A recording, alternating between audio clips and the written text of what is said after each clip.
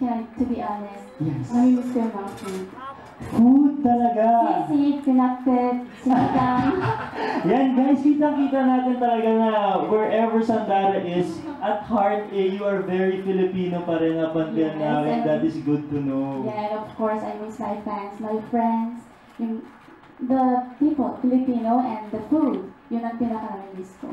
And meron bang certain artista that you wanna work with in the future if ever you are given the chance? Gusto ko si Vice Ganda. Gusto ko gumawa kami ng comedy movie. Pwede. Babagay kami. Papatok na papatok talaga yan. Din siya. Ano? Grabe, ay kung din siya.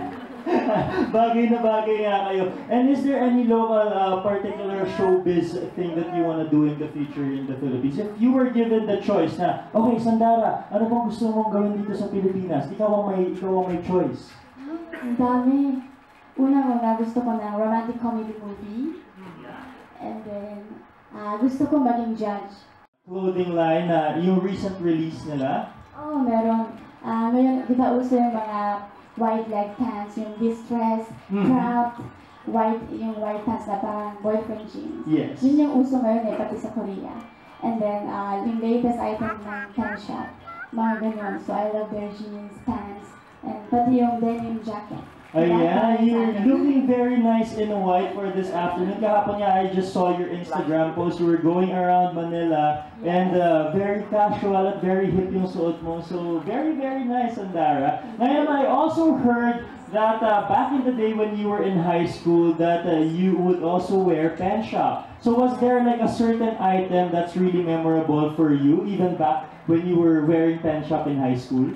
Yes, actually, medyo nahiya ako kasi pag nakikita ko yung picture ko nung high school, ito isa lang yung suot ko, yung red polo t-shirt na Pen Shop, and then white pants din nung time na yun. Di ba yung uso, di ba bumabalik-balik? That's so right. parang, ito lang ba yung damit ko nung high school?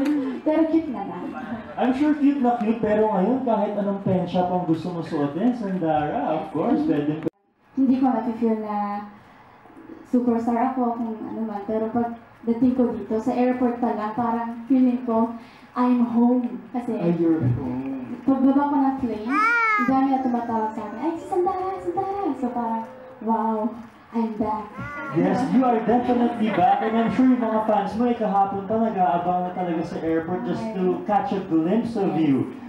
Lagyan kita sa aking palasyo, dadalhin hanggang langit ay manibago. Bakit naalala ko pa yung lyrics? Hey, galing ha? Yes, Kuya, I am coming for your career.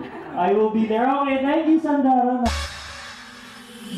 DOYOULOVE